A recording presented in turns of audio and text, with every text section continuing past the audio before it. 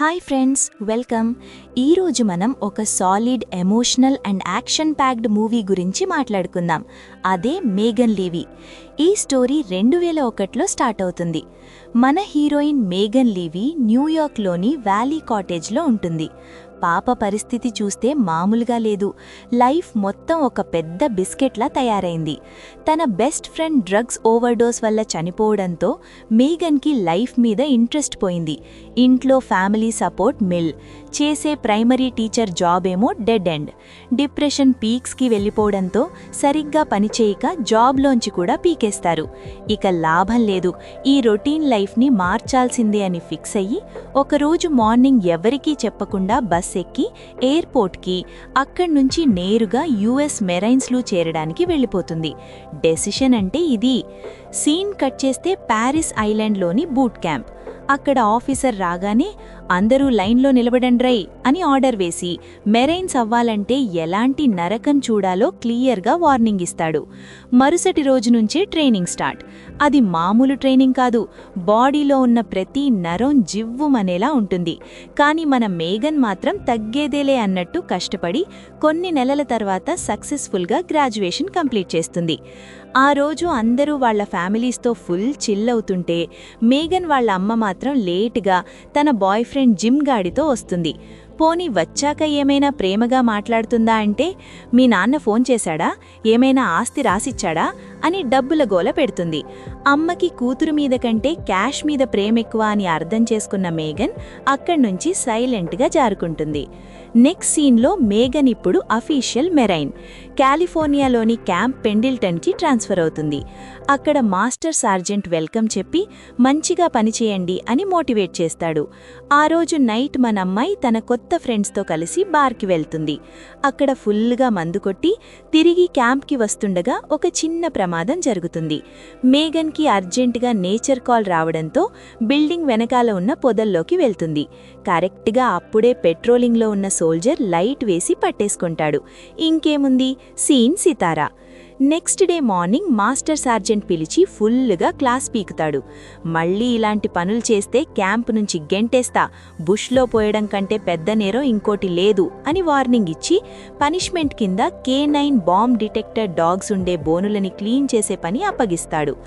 అక్కడ dog unit manager gunny మార్టిన్కి report చేస్తుంది. ఒక వారం తర్వాత కెనెల్స్ క్లీన్ చేస్తుండగా రెక్స్ అనే ఒక జర్మన్ షెపర్డ్ కనిపిస్తుంది. మన అమ్మాయి అలిలే కుక్కపిల్ల అని దగ్గరికి వెళ్తే అదొక్కసారిగా మీదకొచ్చి అరుస్తుంది. రెక్స్ గాడు మామూలోడు కాదు, ఫుల్ అగ్రెసివ్. తరువాత ట్రైనింగ్లో మేగన్ని ఒక ఏరా డీకాయ్లా వాడతారు. రెక్స్ని ఆమె మీదికి వదిలితే అది కంట్రోల్ తప్పి ఆమెని గట్టిగా కరుస్తుంది. కానీ మన అమ్మాయికి ఆ దెబ్బతో భయం పోయి పట్టుదల వస్తుంది. గన్నీ దగ్గరికి వెళ్ళి నేను డాగ్ హ్యాండ్లర్ అవ్వాలంటే ఏం చేయాలి అని అడుగుతుంది. దానికైనా వచ్చే ఎగ్జామ్స్లో ఫుల్ మార్క్స్ రావాలి అని కండిషన్ పెడతాడు. మేగన్ రాత్రి పగలు కష్టపడి చదివి ఎగ్జామ్స్లో టాప్ లేపుతుంది. కానీ అక్కడ సరిపడా కుక్కలు లేకపోవడంతో ప్రాక్టీస్ కోసం ఒక మందుగుండి సామాగ్రి బాక్స్ని కుక్కలాగా ఫీల్ అయ్యి లాక్కెళ్లమంటారు. ఇది చూసి మిగతా సోల్జర్స్ పడి నవ్వుతారు. ఒకరోజు ఆండ్రూ డీన్ అనే ఎక్స్పీరియన్స్డ్ మెరైన్ వచ్చి యుద్ధమంటే ఆటలు కాదు, బుర్ర వాడాలి అని క్లాస్ తీసుకుంటాడు. ఇంతలో రెక్స్ని హ్యాండిల్ చేస్తున్న వాల్టర్ అనే సోల్జర్ రెక్స్ని కంట్రోల్ చేయలేకపోతాడు.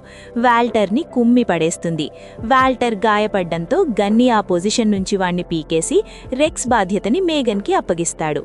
ఇక్కడ ట్విస్ట్ ఏంటంటే ఇరాక్కి వెళ్లడానికి టైం తక్కువ. ఈలోపు ఆ రాక్షసుళ్లాంటి కుక్కతో బాండింగ్ పెంచుకోవాలి. ఫస్ట్లో రెక్స్ అస్సలు మాట వినడు, ఫుడ్ పెడితే తినడు. మేగన్ తెలివిగా నువ్వు నా మాట వినేదాకా ఫుడ్ పెట్టను అని బోను బయటే కూర్చుంటుంది. దెబ్బకి రెక్స్ లైన్లోకి వస్తాడు.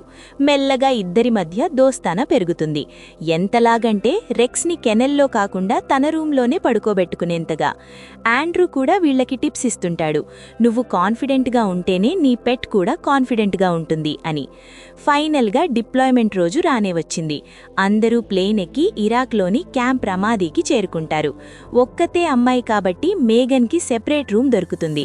రెక్స్ కూడా తనతోనే ఉంటాడు. మరుసటి రోజు క్యాంప్లో తిరుగుతుంటే మ్యాట్ అనే సోల్జర్ తన డాగ్ చికోతో ప్రాక్టీస్ చేస్తుంటాడు. సడన్ సడన్గా గన్ సౌండ్ విని మేగన్ భయపడితే మ్యాట్ కూల్గా అవి మనవాళ్లే పేల్చేవేలే అని సర్ది చెప్తాడు. తర్వాత సార్జెంట్ జార్విస్ వీళ్లకి చెక్ పాయింట్ డ్యూటీ వేస్తాడు. అక్కడికి వెళ్తుండగా మ్యాట్ ఒక విషయం చెప్తాడు. ఇక్కడ రెబల్స్కి లేడీ డాగ్ హ్యాండ్లర్స్ అంటే మంట, సో జాగ్రత్త అని. చెక్ పాయింట్ దగ్గర అందర్నీ తనిఖీ చేస్తుంటారు. ఒక చిన్న పిల్లాడు వచ్చి కుక్క పేరేంటి అని అడిగితే మేగన్ రెక్స్ అని చెప్తుంది.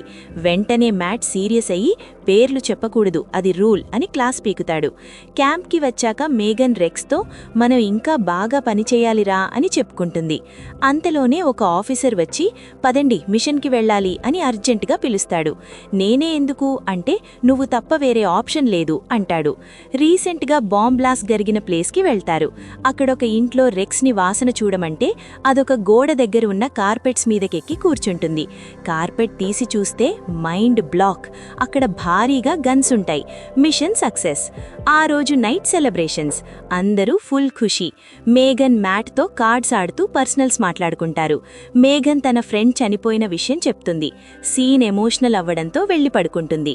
నెక్స్ట్ కొన్ని నెలలు మేగన్ రెక్స్ కలిసి ఇరాక్లో చాలా బాంబులని గన్స్ని కనిపెట్టి వందల మంది ప్రాణాలు కాపాడతారు. వీళ్ల కాంబినేషన్ అదిరిపోతుంది. కానీ ఒక మిషన్లో సీన్ రివర్స్ అవుతుంది. ఒక ఎడారి లాంటి ప్లేస్లో ల్యాండ్ మైన్స్ వెతుకుతుండగా ఒక కార్ వస్తుంది. సోల్జర్స్ వార్నింగ్ ఇచ్చి ఆపుతారు. మేగన్ రెక్స్ చెక్ చేయడానికి వెళ్తుండగా ధడాల్ పక్కనే ఒక బాంబ్ పేలుతుంది. ఇద్దరూ గాలిలోకి ఎగిరి పడతారు.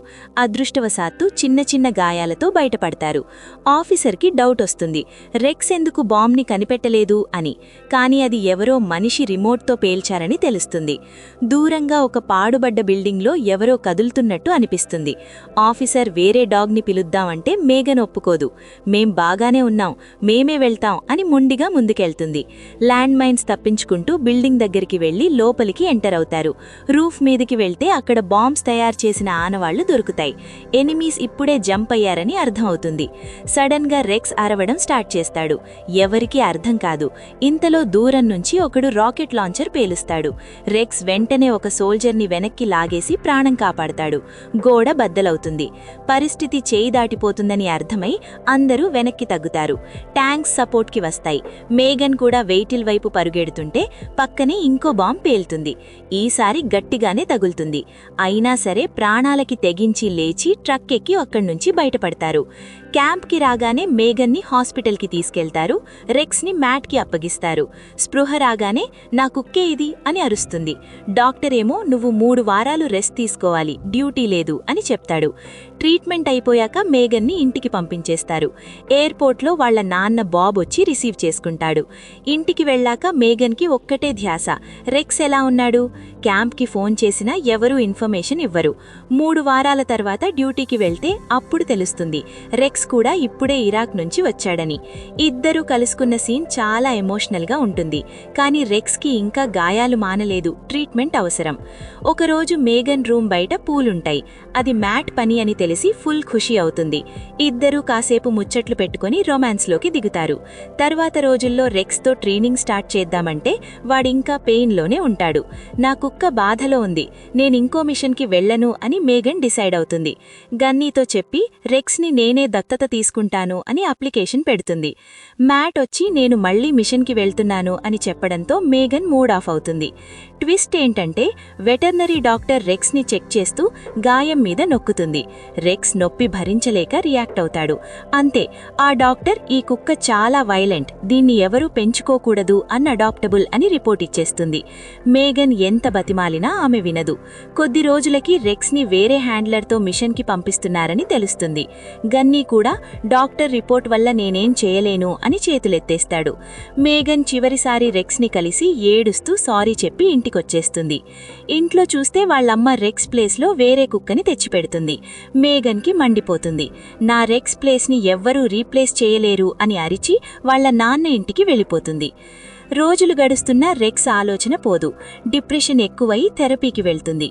ఒకరోజు వాళ్ల నాన్న వచ్చి, "నువ్వు ఫైటర్వి అమ్మా, వదిలేయకు, పోరాడు" అని మోటివేట్ చేస్తాడు. అంతే, మేగన్ మళ్లీ ఫామ్లోకొచ్చేస్తుంది. రెక్స్ ఎక్కడున్నాడో తెలుసుకోవడానికి ఫోన్ల మీద ఫోన్లు కొడుతుంది. రెక్స్ రిటైర్ అవ్వబోతున్నాడని తెలుస్తుంది, కానీ అడాప్షన్కి ఛాన్స్ లేదని చెప్తారు. మేగన్ తగ్గేదేలే, వెటరన్ సర్వీసెస్ని కాంటాక్ట్ చేస్తుంది. ఏకంగా ఒక సెనేటర్ని కలిసి తన బాధ చెప్పుకుంటుంది. ఆయన సపోర్ట్ ఇస్తాడు. అంతేకాదు, సోల్జర్స్ తమ కుక్కలని దత్తత తీసుకునేలా రూల్స్ మార్చాలని క్యాంపెయిన్ స్టార్ట్ చేస్తుంది. టీవీ షోల్లో కనిపిస్తుంది, పిటిషన్ పెడుతుంది. జనాల నుంచి భారీ రెస్పాన్స్ వస్తుంది. 22,000 సిగ్నేచర్స్ వస్తాయి. ఇది గేమ్ ఆఫ్ థ్రోన్స్ క్లైమాక్స్ మార్చమని పెట్టిన పిటిషన్ కంటే సక్సెస్ఫుల్ అయింది బాస్. ఫైనల్గా రెక్స్ రిటైర్మెంట్ రోజు వస్తుంది. క్యాంప్ పెండిల్టన్కి వెళ్తే అక్కడ మ్యాట్ కనిపిస్తాడు. వాడు కూడా రిటైర్ అయిపోతున్నాడట. మెరైన్స్ నీకు రెక్స్ని ఇవ్వడానికి ఒప్పుకున్నారు అని గుడ్ న్యూస్ చెప్తాడు. మేగన్ పరుగెత్తుకుంటూ గ్రౌండ్లోకి వెళ్లి రెక్స్ని చూడగానే రెక్స్ అని పిలుస్తుంది. ఆ కుక్క పరుగెత్తుకుంటూ వచ్చి మేగన్ని హగ్ చేసుకుంటుంది. అక్కడ ఎమోషనల్ సీన్ చూస్తే కళ్లల్లో నీళ్లాగవు. రెక్స్ని ఇంటికి తీసుకొచ్చి హ్యాపీగా ఆడుకుంటూ ఉంటుంది. క్లైమాక్స్లో యాంకీ స్టేడియంలో మేగన్కి రెక్స్కి సన్మానం చేస్తారు. వాళ్ళిద్దరూ చేసిన సాహసాలు విని స్టేడియం మొత్తం దద్దరిల్లిపోతుంది. వాళ్ల పేరెంట్స్, మ్యాట్ అందరూ చప్పట్లు కొడుతుంటారు. End క్రెడిట్స్లో rex 2012లో